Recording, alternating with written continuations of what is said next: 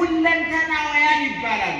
ኢየሱስ ክርስቶስ ያልፈወሰው የበሽታ አይነት ያላቃለለው ችግር ይቅር ያላለው የኃጢአት አይነት የለም። ከሁሉም አይነት ኢየሱስ ክርስቶስ ሁሉም ነገር በሽታ ፈውሷል። ለምሳሌ ዓይን አብርቷል፣ ጆሮ ከፍቷል፣ አንደበት ፈቷል፣ ወገብ አቃንቷል፣ ሽባ ተርትሯል፣ ሙት አስነስቷል፣ ለምጻም አድኗል፣ ሆዱ የተነፋውን የሆዱ በሽታ ፈውሶታል፣ ወገቧ የጎበጠውን ሴት ቀንታ እንድትሄድ አድርጓል፣ ልሙጥ ዓይን የነበረውን ሰውዬ ዓይኑን አብርቷል፣ አልዓዛርን ከሞት አስነስቷል፣ እንጀራ በርክቶ አብልቷል።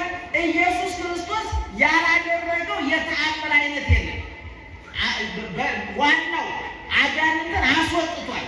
ይህን ደግሞ እሱ ያደረገውን ተአምራት የሰራውን በጎ ስራ ደግሞ ለሐዋርያት በውክልና ሰጥቷል። የማቴዎስ ወንጌል ምዕራፍ 10 ከቁጥር 1 ላይ ስታነቡ ወፀውዖሙ ለዐሠርቱ ወክልኤቱ ሐዋርያት ወወሀቦሙ ሥልጣነ በመናፍስት ርኩሳን በአጋንንት ላይ ሙሉ ስልጣን ሰጣቸው ይልና እንዘይ ያን ፈውሱ ሙታንን ፈውሱ ሙታን አንሱ በሽተኞችን ፈውሱ ሙታን አንሱ የሞቱትን አስነሱ እለ ለምጽ አንጹ ለምጻሞቹን አንጹ ሙሉ በኢየሱስ ክርስቶስ ፈውስ ውስጥ ከአቅም በላይ ሆኖ የቀረ በሽታ አይደለም። እንደምታውቁ ዛሬ በሕክምና ደረጃ በጤና ጣቢያ የምንፈወሰው አለ፣ በትልቅ ሆስፒታሎች የምንፈወሰው አለ።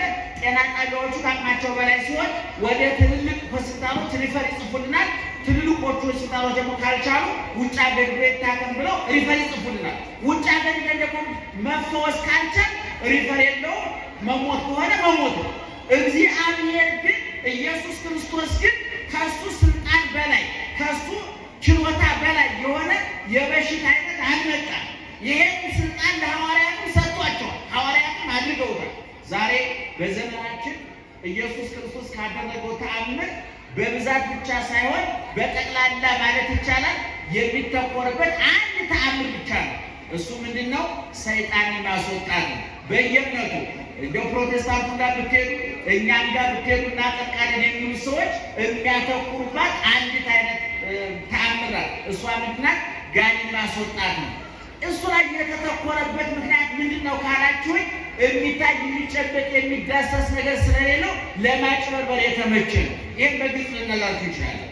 ለምሳሌ የፈረሰ የበሰበሰ የአራት ቀን ሬሳ ያስነሳ ሰው እስካሁን የለም።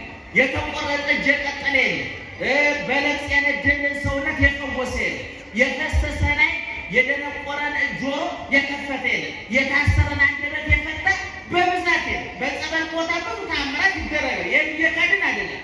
ነገር ግን ለማጭበርበር የተጋለጠው የተአምር አይነት ሰይጣን ማስወጣት ነው። ዛሬ ሰይጣን ፕሮቴስታንት አዳራሽሩ እሱ ነው የሚሰራ ነውጣ ይበል ነገሩ እሱ አያወጣም። በጣም የሚገርመው ነገር እኛ እንጨዋለን ደግማለን ዞር እዛው ነው የሚገባው። ወይም ደግሞ ኦክቶበር ላይ ጠብቆ ጸበል ቦታ ቢሆን ሰውየው ጸበል ወጣል ጋሪ ወጣል ብሎ ገና ቤቱ ሳይደርስ ያንዘረዝረዋል። ምክንያቱም ስር ነቀል ጾምና ጸሎት ስር ነቀል ሃይማኖታዊ ብርታት